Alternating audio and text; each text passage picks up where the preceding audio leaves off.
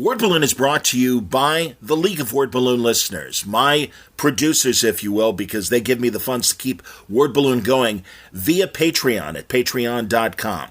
If you like the show and want to help out, it would be greatly appreciated. I'm not asking you to break the bank. Can you spare the price of a comic book a month? Even $1 a month would really help me out and keep things going. You know, I've expanded Word Balloon the last couple years to be an almost daily podcast and provide a really great look into pop culture. And that is because I get great help from the League of Word Balloon listeners. Again, if you could help out, it would be greatly appreciated. Patreon.com/wordballoon. Thank you very much for your great support, the League of Word Balloon listeners. Now available to order at your local comic shop, it's Sal Abenante's new graphic novel, The Hostage. Hostage is set in the streets of Rio de Janeiro, based on the plight of the street children that live in the favelas.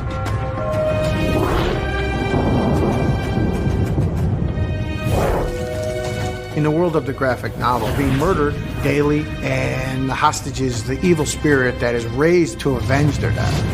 Origins go all the way back to the indigenous tribes of the Amazon as the spirits that protect children, especially murdered children. The level of death that these kids have to endure every day. They have nowhere to sleep. They have no place to eat. They have to survive off of begging.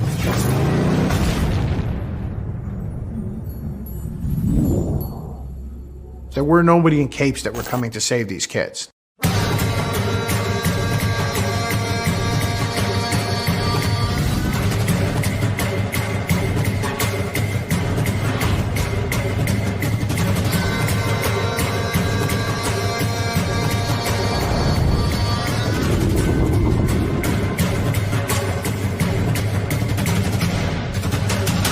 Pick up Sal Abenante's latest graphic novel, The Hostage.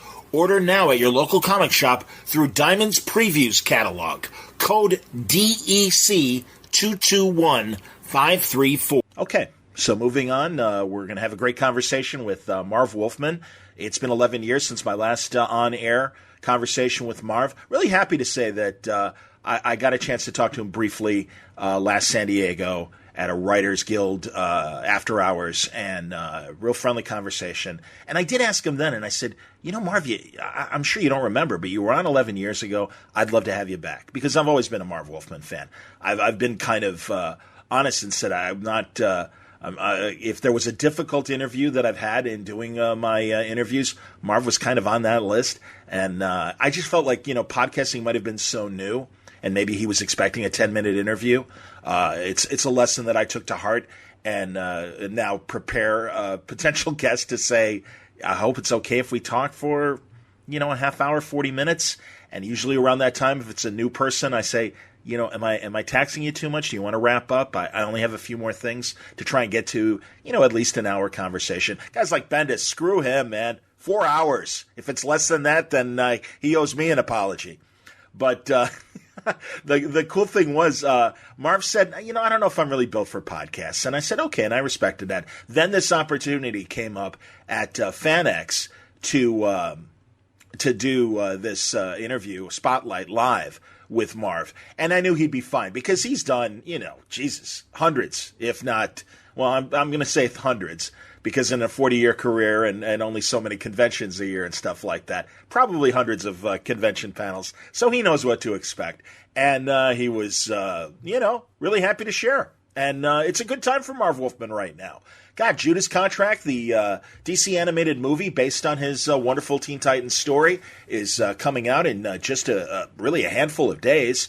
And, you know, so a lot of his characters are living well on the CW, whether it's, you know, certainly Deathstroke and the Vigilante, the modern Vigilante. You know, just to name a few, of course, the cartoon Teen Titans Go is a huge hit. And yeah, so it's fun to take a little victory lap with Marv Wolfman in front of an audience. I'm a big believer in trying to encourage the audience to ask questions at panels. So I get a few in as people are asking questions. But, we're all here for the fans at conventions, especially people that are invited as guests and panelists and stuff. The obligation is to provide them with that direct entertainment. So it was nice to give fans that chance to ask Marv questions directly. And interesting insight and also some funny moments as well as I represent this convention panel from FANX in Salt Lake City. This spotlight on Marv Wolfman, now on Word Balloon. Hi, everybody. As some few stragglers are walking in, welcome to the Marv Wolfman Spotlight panel. My name is John Suntress. I host a podcast called Word Balloon, where I get the opportunity to talk to legendary creators like our guest today.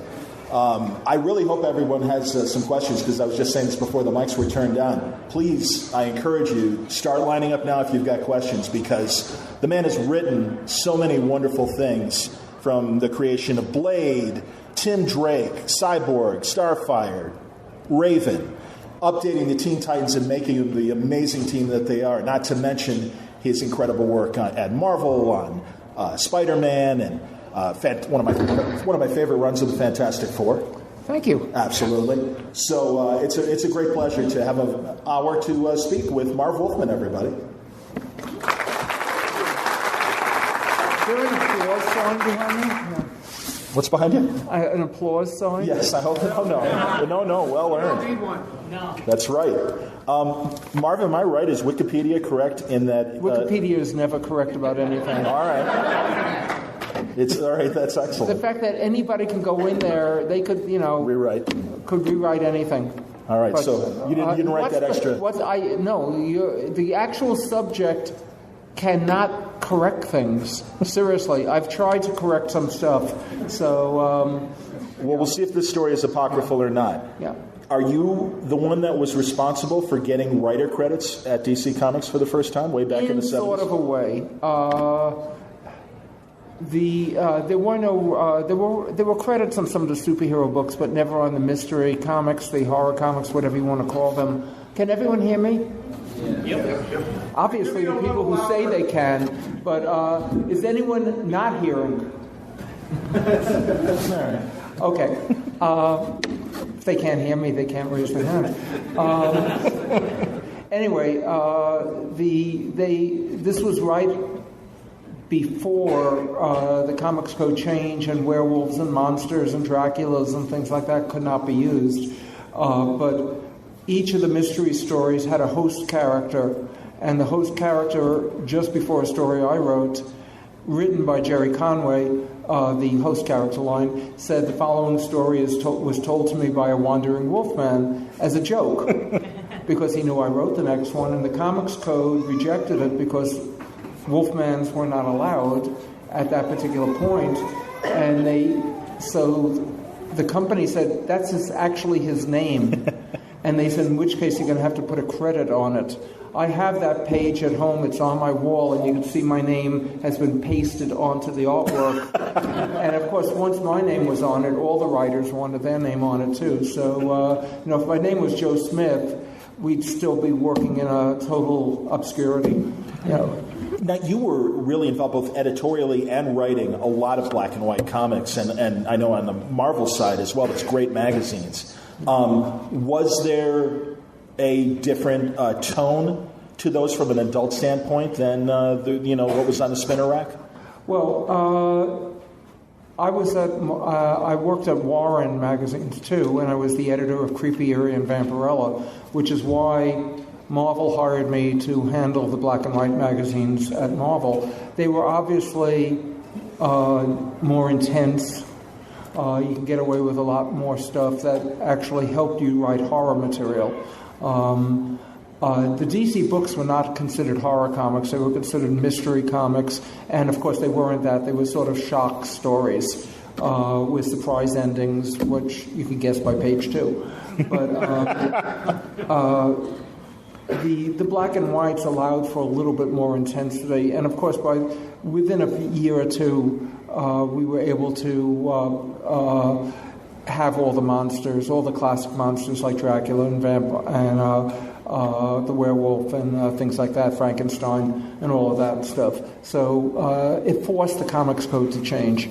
Tomb of Dracula, your wonderful run at Marvel, it really did seem to be different, not only because it wasn't per se a superhero book, but, it just, I don't know, it felt more realistic, maybe because of Gene Colan's art in a lot of ways. Gene Colan's art was brilliant, and I've always said that Gene's art is what helped me learn how to be a writer, because he could draw people like nobody else, and he drew these incredible characters. And when you're looking at it and you're writing Marvel style, which is plot form rather than full script, you're writing to real people. So that gets you very quickly to learn how to do it. I knew how to plot. I knew how to structure a story, but Gene's work sort of forced me to learn how to do characterization. So he was a wonderful artist, a brilliant artist, to the point that you can look at the history of comics and you'll find a million artists who copy other artists. You will never find anyone who even tried to copy Gene Colan, because none of them were capable of doing it. Yeah, he was amazing. I had the pleasure of talking to him a couple times before he passed away. I'm going to bounce around because you've accomplished so much in various decades, and I have to obviously acknowledge that the DC animated version of the Judas Contract is coming out in a couple of weeks. That is one of the classic Teen Titans stories that you created. Can we go back to your reboot of the Teen Titans? Because certainly there had been, I was reading those pre-Wolfman Perez Teen Titans series, but you guys upped the game with your interpretation and your addition of new characters. Well, what happened was, essentially, I decided to leave Marvel and come over to DC, and I only requested one thing, which was I didn't want any team-up books. By team-up books, I mean I was writing for 2.5 years at Marvel 2-in-1, which was The Thing and somebody else. And every month it had to be a different somebody else, which made stories that I just thought it didn't work. I thought the whole concept was stupid for the most part. I even changed it in 2-in-1 where I had continued material just to try and give it some depth. But the idea of always having to find an excuse to team up two characters seemed to me to be incredibly phony, and I did not want to do that at DC. I didn't want to do that at all. So I said, do not put me on any team-up books. So immediately they put me on World's Finest and Brave and Bold, which were both team-up books. So I had to work really hard to figure out how to get off of it. I quickly got off of one. I wrote at least one of both.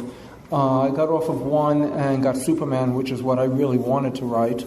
And I had to come up with something to get rid of the other one. And I had written some Teen Titans stories back in the late 60s, early 70s.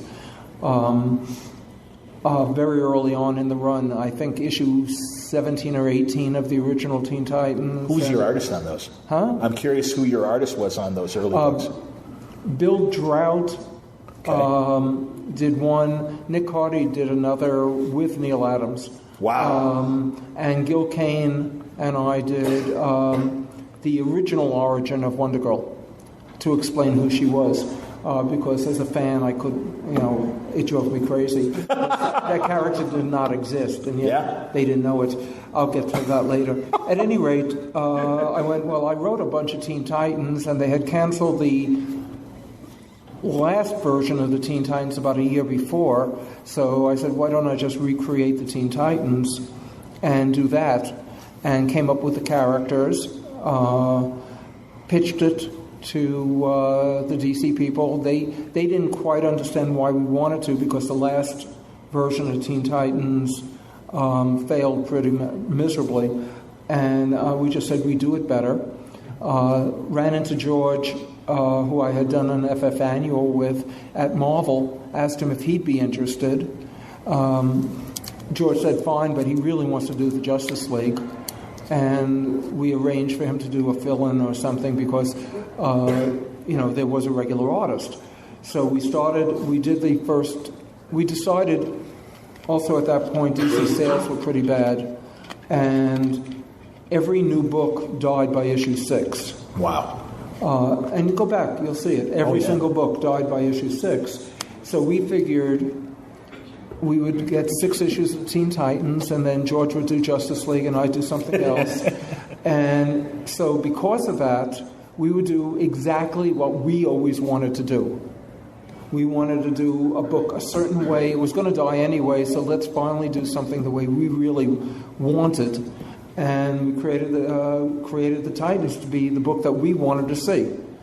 And the first issue sold enormously high, as first issues do. Then each issue following kept going down until issue 6, which zoomed up. The reason is, back then there weren't comic book shops. It was all a newsstand, and you didn't get your sales figures for 6 to 9 months. It took that long to get it. So they were ordering issue 2 without ever seeing issue 1. They were ordering issue 3 without seeing issue 1. They were ordering issue 4 without seeing issue 1. And finally sales started to come in, and by the time issue 6 came out, they had gotten the sales figures on issue 1, and that was enormous. And it just never stopped going up after that. So that's pretty much how the Titans happened. I love, too, that the book was so successful that your book and also Batman and the Outsiders graduated, and there was a newsstand version that was in the rag stock, the normal print, and then the Baxter paper versions, which really was this, and I assume for the direct market, which had sprung up in the meantime. Yeah, the direct market, well, both of them were on sale at the direct market, but the newsstand only got the regular comic. Yeah. It was an experiment which pretty much failed, but really, because there were 3 books out there at double the price. True. Yeah, and it was the same book. Yeah, other than the quality of the paper. That's true. What about the idea? Because I know this impacted not only my generation, but I think subsequent generations. Teen Titan fans? Okay, it looks like pretty much 99% of the room, if not the whole room.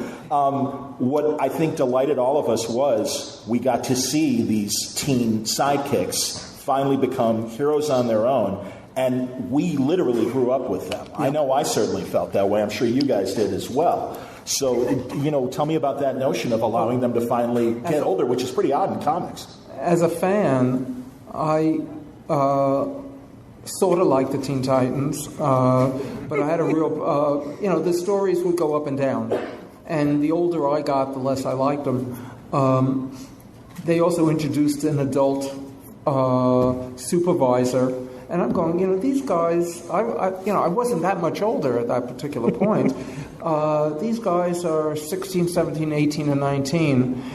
They don't need an adult supervisor. And I said, they will never be an adult supervisor in the Titans as long as I'm running it. I hated the very concept of that. And these were capable people.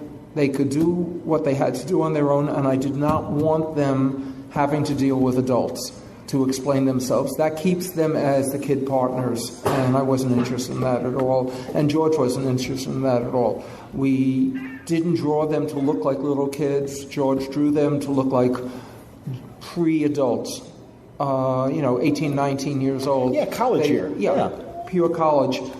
And high school for Changeling, and that's about it. Sure. And whatever age Raven was. Yes. Well, she was, in my mind, she was about 17. Okay. At that particular point, graduating slowly higher. I just want, in fact, young Mark Waid, who, and I say young Mark Waid because he was in the business about 11 minutes. He was an assistant editor putting together some stuff, and he wanted to put Mr. Jupiter, who was the adult supervisor, in a who's who. And he and I fought tooth and nail on that because I would not let them even mention Mr. Jupiter. He did not exist in my run. No adult existed in my run to tell the Titans what to do. And when the Justice League tried in one of the early issues, they told them to go to hell. They couldn't care less about the Justice League. They weren't kid partners. They were capable superheroes on their own. Was there pushback at the Bat office? And folks, please, again. By the way, Mark and I worked it out. No problem. I just like coming down on him. Please, and he's a great guy. If you have questions, not only about the Teen Titans, but again, Mark's bibliography, or Marv's bibliography, excuse me. I really do encourage you, because this is for you. So really, I mean, I have questions, but I'm happy to let you guys ask questions as well. But if you would go up to the mic? Yeah, approach the mic. While you're doing that, let me ask very quickly about, was there pushback for Robin becoming Nightwing from the Bad Office and that kind of radical change in Dick Grayson? I know we had been aging Dick Grayson for a while. We removed him from Batman. In order for the Titans to be on their own, they had to act like adults. They had to, and if they had a leader, he had to be intelligent, he had to be smart, he had to be everything that a real adult leader would be. So Nightwing, Dick Grayson was already 19 to 20 in my mind. At that point, and the Titans were selling phenomenally well, and it was hard, frankly, keeping him in those stupid green shorts. Which was the stupidest thing in the world. You know, it made sense when Robin was 9. Yeah. It did not make sense when he was 19. So, at that particular point, Denny O'Neil, who was the editor of the Batman book, asked for Robin back, and they wanted to make him young. And fortunately, the Titans sold very, very well. And I was able to say, no, I want Dick Grayson. It would make sense for what we were doing, the splitting apart of Batman and Robin totally, for Dick Grayson to go off and become somebody else. Why don't you create a new Robin? You could have Robin. I don't care about Robin. You create a new Robin, and that, frankly, will bring attention to the Batman book and the whole franchise, and they loved that idea, and they went off and created their character, and I was able to have Dick Grayson graduate to becoming his own hero, which was the first time that ever happened in comics, where the kid partner became an adult hero on their own. And it was a wonderful thing, and of course then that was Jason Todd that originally replaced Dick Grayson, and then you came up with a better Robin in Tim Drake a little bit later. Yeah. Absolutely. But yeah, let's go to the people with questions. Miss, please. Hey, so I'm pretty new to comic books themselves. I've watched the cartoon, but actually reading the books is new. And Crisis on Infinite Earths is one of the first comics I've read. You're going to have to speak a little bit louder, because my hearing sucks. Sorry. So Crisis on Infinite Earths is one of the first comic books that I read, and I finished it just a couple months ago, and it blew my mind. It was so big and so huge and vast, and I spent most of the book with my jaw just hanging down, and I cried a few times. It was so big, and it was just an incredible experience reading it. So I'm curious, what led you to write a story that huge? I mean, it's infinite. And what gave you the guts to think that, spoiler alert, you could kill off 2 pretty major characters? Like, that was a pretty good I don't think 30 years later it's a spoiler alert. There is a time limit for that. I had, because I suggested the Crisis concept in 1981, right after I got to DC. Wow. And I was working on the Green Lantern book, and it says it right on the in that first issue. And somebody wrote about DC continuity, and I said we should think about it at some point, which of course forced me to think about it. And I had some time to do it while we also hired a researcher to read all the DC comics. Ultimately, we didn't use any of it in Crisis, but we used it in Who's Who, so it paid off.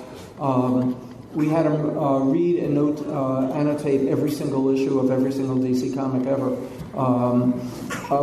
It's a job, trust me. If you try to read those 1940s stories, reading 4 of them in a row is a lot. I had some time, and then when they said, "Why we need to get this out," I said, vamping for time, because I wanted to make sure the story worked. I said, you realize that in 2 years is DC's 50th anniversary. Why don't we make this for that and make it a real special thing as DC heralds in the next 50 years? And that they loved. And that gave me some time to actually slowly and carefully plot the book. That's a structural nightmare It had something like 500 characters in it, and so many plots, so many plot points. If you tried to do that the first time, you'd miss everything. You'd screw up horribly. You just couldn't do it. So I had a lot of time to keep changing things, fixing things, making sure it all worked. And because I had the time, we were able to do a book, I think, that is pretty much bulletproof in terms of mistakes. I don't think there are any. Maybe there is, but I don't know.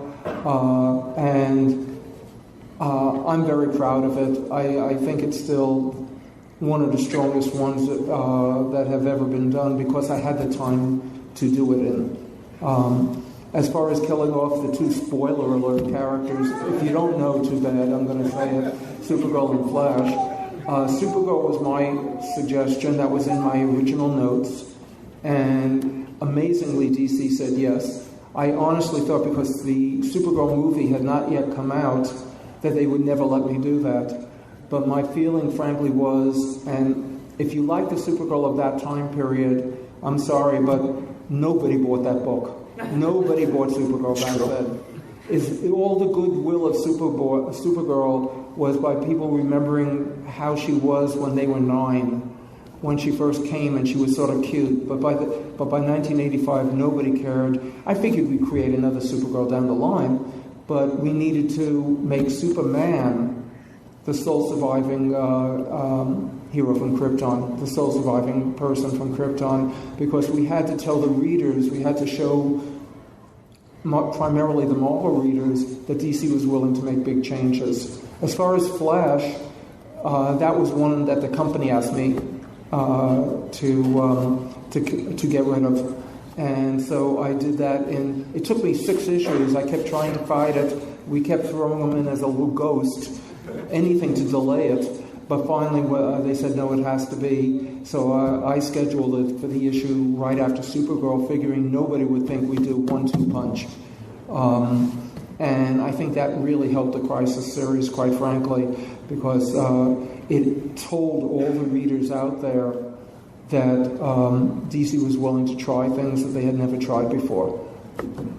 Hard to believe today, with his own television series, that much like Supergirl, the Flash book was in incredibly low sales as well.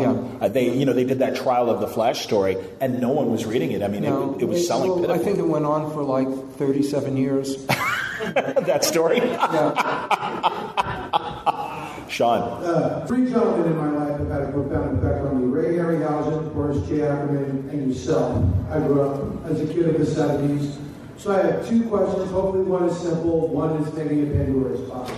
A, the creation of Blade. I grew up on films like Superfly, all the Jim Brown stuff, and considering when that character came out, was that a consideration of yours or the company's as far as hitting a demographic? It was also the age of the Black Panthers. And then a more esoteric question is, you've done so much work and your output is so constant and so assured that I would like to hear you talk about maybe, people ask about how do I get into the industry? Well, I would like to ask you about the work ethic and putting time in the chair. And because you've written so much that I know that some of those times you probably weren't in the greatest of places, and sometimes you were probably in Barbados. So how do you keep your work out? I actually did not hear the first part of the question. It was about Blade, and coming out at the time of the blaxploitation films, the inspiration for Blade, was that connected in terms of what was going on in cinema?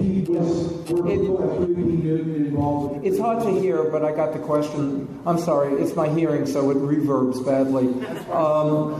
I grew up in New York City. I went to a specialized high school of art and design, intending to be an artist. Most people, I don't know if it's the same here, certainly in New York, when you went to high school, you'd go to high school in your area, and everybody attending that high school was pretty much the people who lived within a mile of the school, so we were all the same type. Okay, whatever that type is, because you went to a high school with your neighbors. Sure. High School of Art and Design was in Manhattan.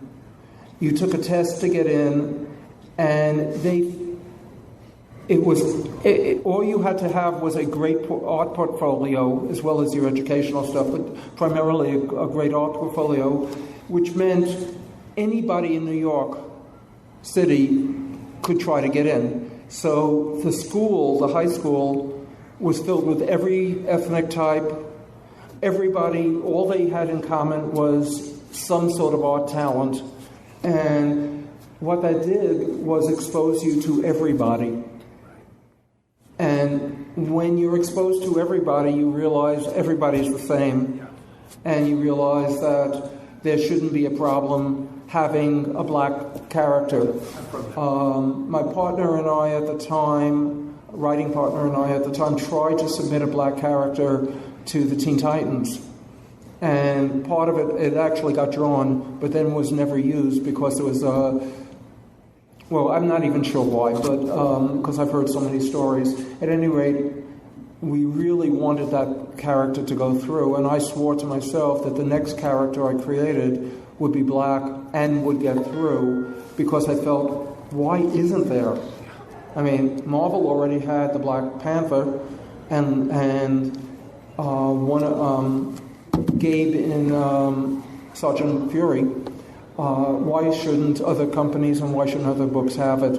And when I did Blade, nobody even raised a finger. 2 years had passed since the Titans thing, and I was able to do Blade as a black character. I was able to have a lot of characters of different ethnic groups in it. It's because, as I say, I never saw any reason why not. New York City was a major melting pot of everybody, and I lived right there because of high school. So ghettos. So the fact that there were also at the same time all the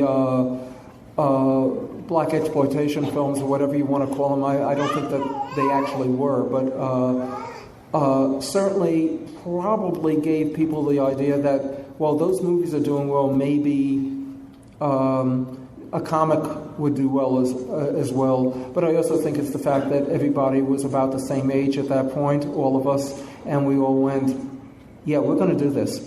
Why aren't we going to do this? So that's why.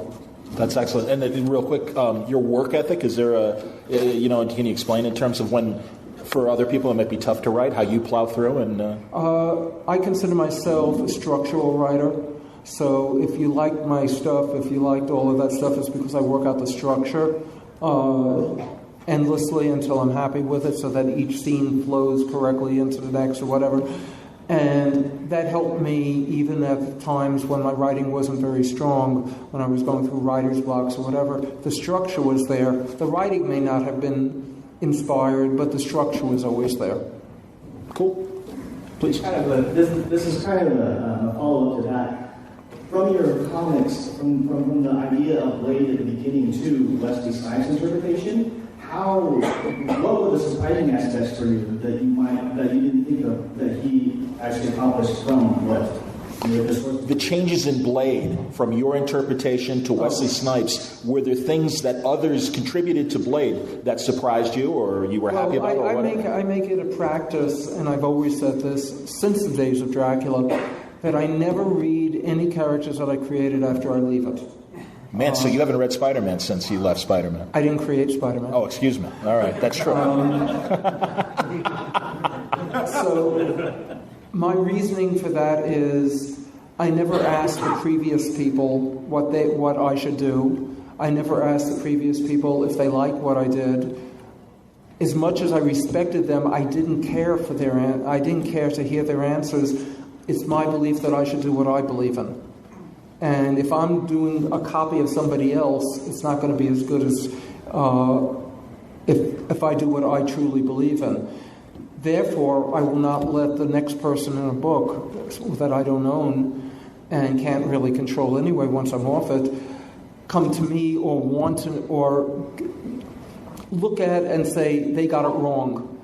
I know every character's, if I created them, I know their speech patterns.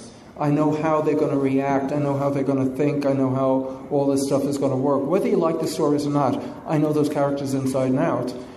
Nobody can get into my head. Therefore, the best, Alan Moore at his very best could not do a Teen Titans story that I could say would sound like a Teen Titans story to me. It may be 1,000% better than what I did, but it wouldn't be mine. So I just don't look at it. It's unfair for me to criticize somebody else, and it's also unfair for them to want, and they always do, ask me what I think of their work. By simply saying, I'm sorry, I've never read it, I make it a practice, they all understand it.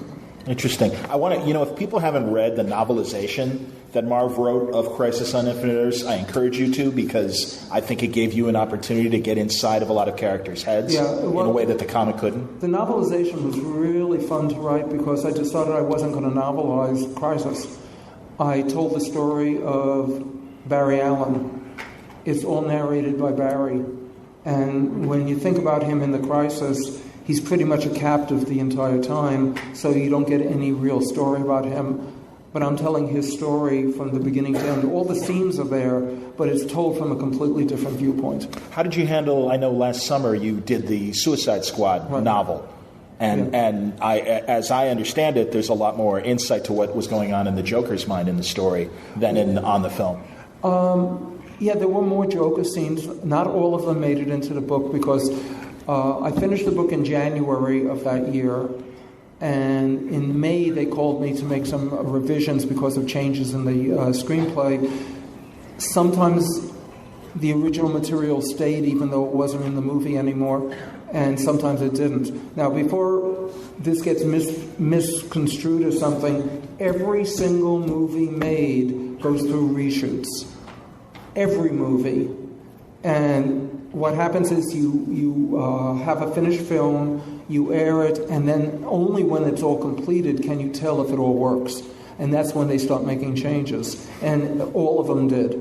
So there's nothing surprising that Suicide Squad did exactly the same as The Force Awakens, which they talk about major changes in that. Everything works, everything goes through that same process. And so there's a lot more about the Joker and Harley in my version, and there was even more in the first version, but the movie changed somewhat, and all the stuff that I kept hearing, they put in humor or something. No, they didn't put in any more humor. They were cleaning up scenes and moving the order of the scene somewhat. Okay. Sure. Stepping back to the Jewish contract briefly, back at the time, was there any controversy or concern or blowback in regards to the relationship between Tara and Deathstroke, or did that only come later at a more sensitive climate? Yeah. Interestingly, there wasn't any comment. I don't recall getting a single letter on the Deathstroke-Tara relationship. I mean, looking back at it now, I can't believe I wrote it that way, to be honest. But no, there was absolutely nothing there. Nobody complained. I mean, the fact that he's an adult and she was 15, but I think the day she walked out wearing a negligee and smoking a cigarette, sort of like people may have said maybe she's actually 18 or 20 or something. I don't know. No, she was 15. But no, there were no comments on it at the time. Yeah. Well, and that's the thing. So social mores change. I mean, Nabokov and Lolita was 20 years before you did that story, and that's another underage story. I mean, that's the thing. People can judge things now. That's fine. But yeah, I mean, I can see that nobody blinked in 1985, or pardon me, 19. And we didn't think about it for a second. We just felt that was the correct relationship for those two characters. Yes. So you worked with George Perez on multiple books like Crisis on Infinite Earths and Teen Titans. How has George Perez, has he changed the way you write or the way you work with other artists? Well, George and I, let me backtrack first. Gene Colan and I were phenomenal partners working on Tomb of Dracula, but Gene took my plots, very complete, very detailed plots, and just drew them unbelievably beautifully. George and I didn't work that way. George and I were true partners.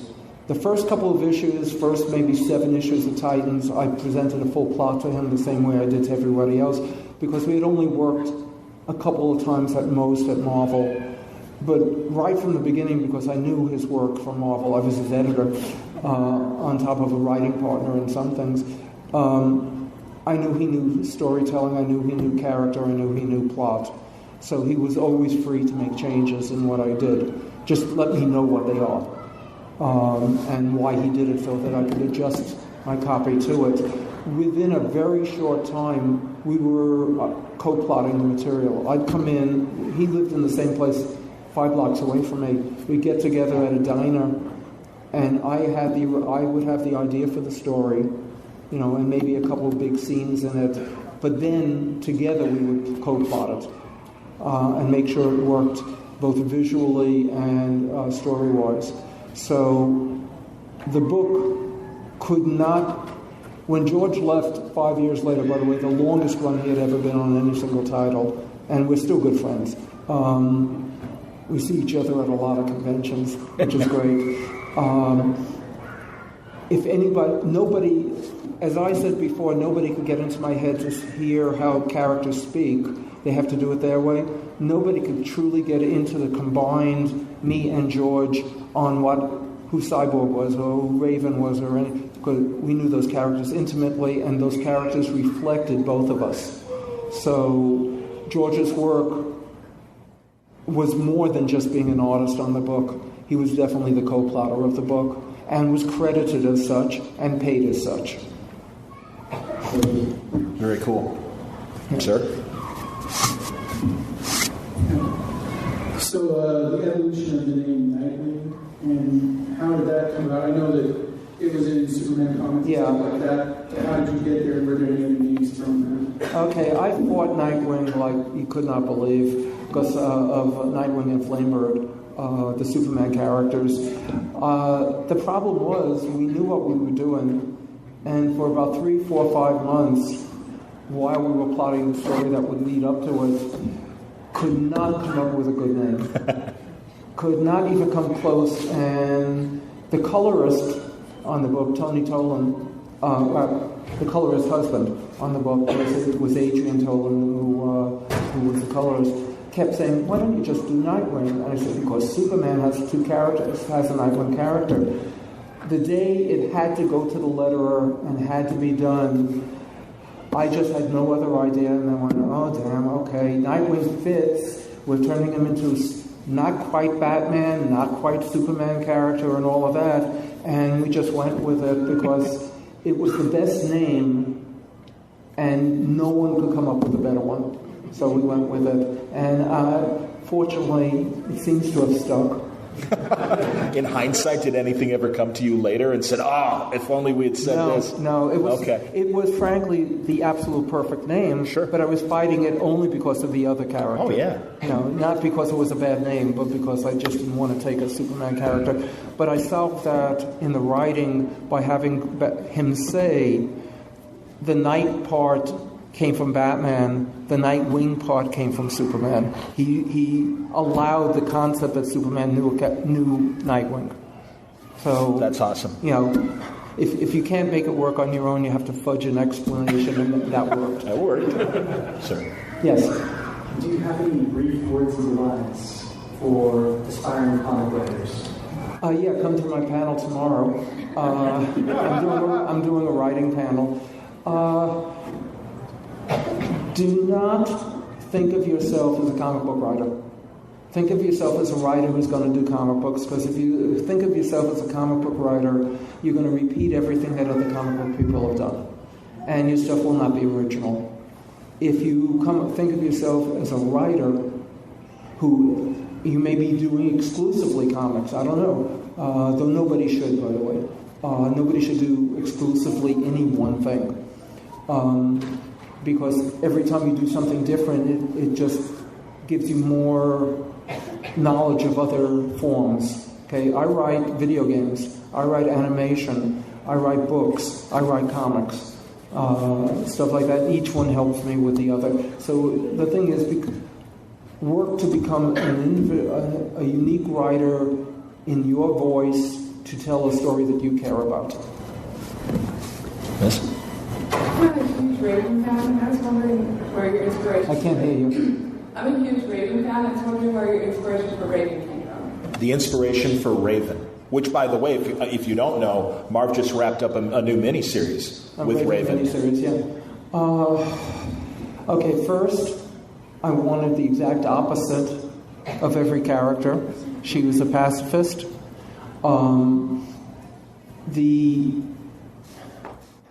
This is going to go into the writing thing, and I actually talk about this at the writing panel, on my writing panel, but I'll do a quick version of it. I created these triangles in writing, in creating the Teen Titans. For the girls, Wonder Girl was at the top of the triangle because she was the old character. Wonder Girl is from a sect of people with a unique, they're like a coven in a sense, but a specific sect of people who were very religious in the terms of the Amazons, but they were also warriors, okay? So the sect part, the strange grouping, became Raven. The Amazon part, the warrior part, became Starfire. Starfire was all emotion. Raven was no emotion. So each character had reflected the other character and also told their own story. So it was very important to me to create a family. I wasn't doing a group book. I wasn't doing the Justice League of the Avengers. It was important they have reasons to stay together, but differences that would keep them constantly at odds with each other at the same time. But primarily I wanted them to be able to come together. So that, the idea of the daughter of Satan, essentially, all of that stuff came from just developing her slowly and finding all the important parts. If Starfire, rather Wonder Girl was the daughter of the gods, Raven was going to be a daughter of the anti-god. Again, keeping them all together. So there's a lot more involved with it, trust me, but it spent a long time to do that. Also, I like the idea of an empath. I had created one in Werewolf by Night at Marvel, and never got a chance to explore the character as I wanted. And so I decided to take that aspect, the empath aspect, and move it into Raven, but do it in a completely different fashion than I had even started with the other. Okay. Comparing the two relationships, Raven and Wally West and Starfire and Dick Grayson, very interesting relationships. Sir? Yeah, because Raven actually manipulated Wally West. Yeah. She forced her emotions on him to make him do things that she needed. So, yeah. Pretty cool. Sir? Just kind of a general question, if I may, is where would you draw like inspiration for all your different plot lines and stuff? Where inspirations for plot lines? I have no idea. No writer has any idea. We do what we do because that seems to work in our heads. I'm a writer because I enjoy coming up with stories, and if I didn't come up with stories, I wouldn't be a writer. So the fact that I do, I don't know where that comes from. I don't think any of us want to analyze that, because then we'd be looking for it. We just go with the flow. I have no idea where any of the stories come from. Sure. I'm hoping you'll answer this question. I remember reading an interview several years ago where you were talking about the plotting of Crisis on Infinite Earths number 8 and about how Barry Allen sacrifices himself, and you indicated that you would put in some sort of plot device that would allow stop. I got so tired of telling that. Boy, I am sorry. It's what my alternative way of getting Flash out of it, because as I said, it wasn't my idea to kill him. It's on my website under question and answers, smaltwolfman.com. I will never talk about it again. 27 years later also, by the way, it has no relevance to anything. Hi, I'm wondering what you think of Teen Titans Go, the cartoon show? Yeah, the new one. The new one? It's actually 3 years old now. First, I love the original Teen Titans cartoon show. I wrote some episodes of it. I liked it an awful lot. When I first saw Teen Titans Go, I thought it was for a much younger audience, like preborn. I thought it was a perfect show for fetuses. But then what happened was I was cleaning the house and Cartoon Network insisted upon putting it on 47 hours a day. And it was on the whole day, constantly while I'm doing stuff. And every so often I'm staring at it and starting to laugh. And not laughing at it, but laughing with it. And I grew to love it because it's the funniest, silliest, dumbest, best comedy that's, I think, on TV. It's hysterical. And, you know, unlike the original Teen Titans cartoon show, I couldn't even dream of writing this one. I don't know, I don't know what drugs they're taking. It is hysterical. I love it. I really do love it. So if you put that on Twitter, make sure you say, I do love it, because I actually do. It's hysterical. I have no idea how one writes that. Sir? Yes? I watched a video on YouTube and I heard there's a new Teen Titans comic that brought back Wally West and they're all grown-ups. Wally West and the new Teen Titans, I have no idea. I don't read this book anymore because they're using all my characters, so I just avoid it. I can confirm that. It's a good series. And it's nice to have Wally West back. Before we go back to, if you ask your question, then I'll ask another question. So it's always fascinating to me to hear what writers like to read. So your top books that you go back to repeatedly that you like to read. Do you have books that you go back to repeatedly and reread? Of old books that you've enjoyed? Anything? Of my stuff? Stuff you like, stuff that you like to read as just a reader yourself. What you like to read? No. I don't have the time to go back to read my old any of the old stuff. I like to, when I read something I hadn't read before. Okay. When I have to, in comics, when I have to do a story that uses continuity, I do have to go back because I can't remember it all, even my own stuff, okay. Let alone somebody else's. So I will go back for that, but that's for work. That's not for anything else. I find it very hard to read my old stuff. Okay. Because my style keeps evolving, I hope. And,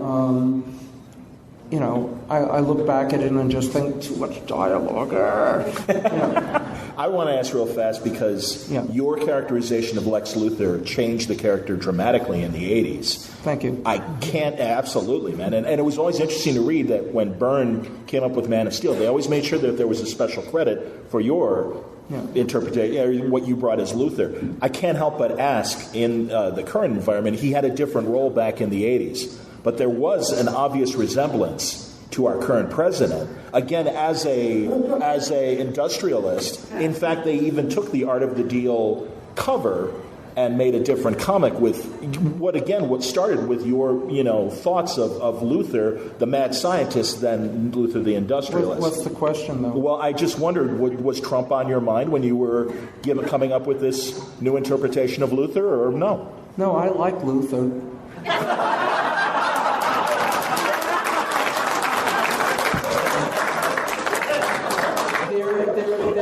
There is an issue of the Teen Titans, which I totally forgot, because I forget everything, that some fans sent to me on Facebook.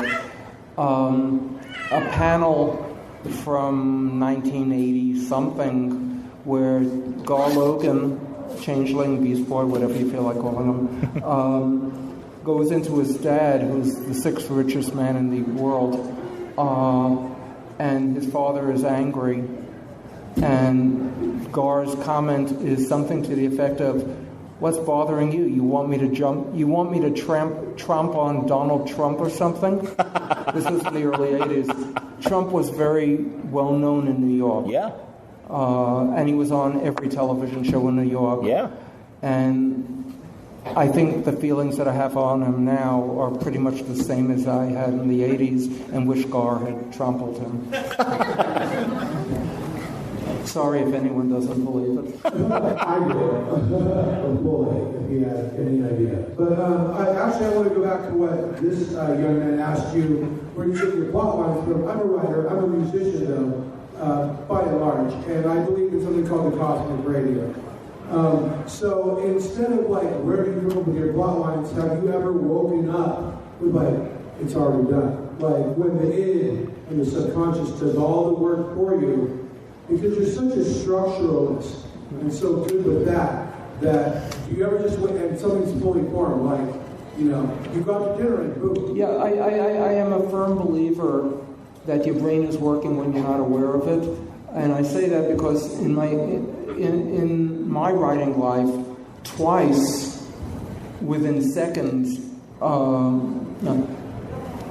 2 different times, characters came to me full-blown with every facet of their character, their look, their origin, their history, everything. The first was Blade, the second was Deathstroke.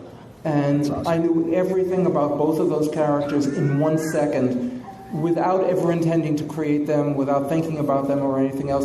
So I do believe that the head works like that. I also have many, many stories where it's not working, structurally it's not working, and suddenly I realized what I needed to do all along was turn it 180 degrees, and suddenly the plot works.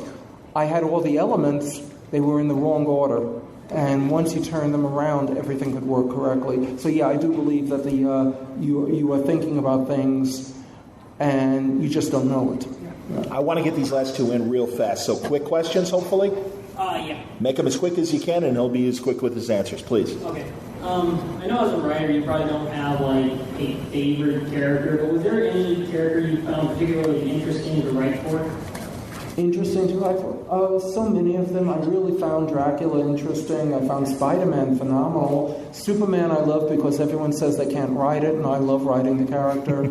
Tons of them. Raven, Starfire, Cyborg.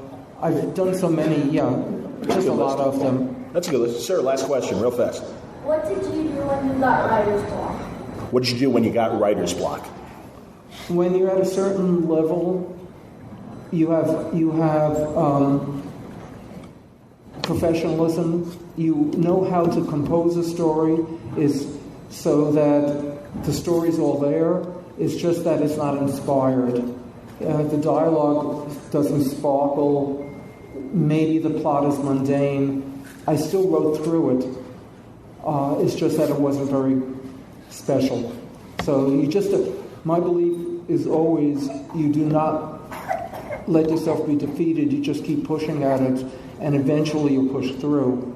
And if you give up, you're pretty much admitting you're not going to be able to do it anymore. So you just keep doing it and hope that it switches.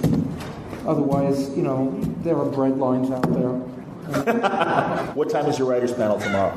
4 or 5, something like that. Okay, look on the schedule. So you could always look at it. Excellent. Thank you very much. I'm at table 701, something like that. It's the 700 aisle. On this side, I'll be there in 10 minutes if you want to come by and ask anything else. I have scripts, I have posters. Who could ask for anything more? There you go. Great conversation, Marv. Thank you very much. Marv Wolfman, live from FANX in Salt Lake City. It was a great opportunity, and I was pleased to be able to have that great conversation and give it to you today on Word Balloon. Thanks again for listening. Thank you, League of Word Balloon listeners. As always, I appreciate your support. If you like Word Balloon and want to support the show, patreon.com/Word Balloon is the place to go. Thank you for your support, League of Word Balloon listeners. Questions or comments about the show, reach me via email, john@wordballoon.com. Follow me on Twitter @JohnWordBalloon and on Facebook under my name, John Suntress, and the Word Balloon Network. Thank you very much. As always, it's appreciated, your attention and support, and I look forward to talking to you in just a few days. Until next time, Word Balloon is a copyright feature of Shaky Productions, copyright 2017.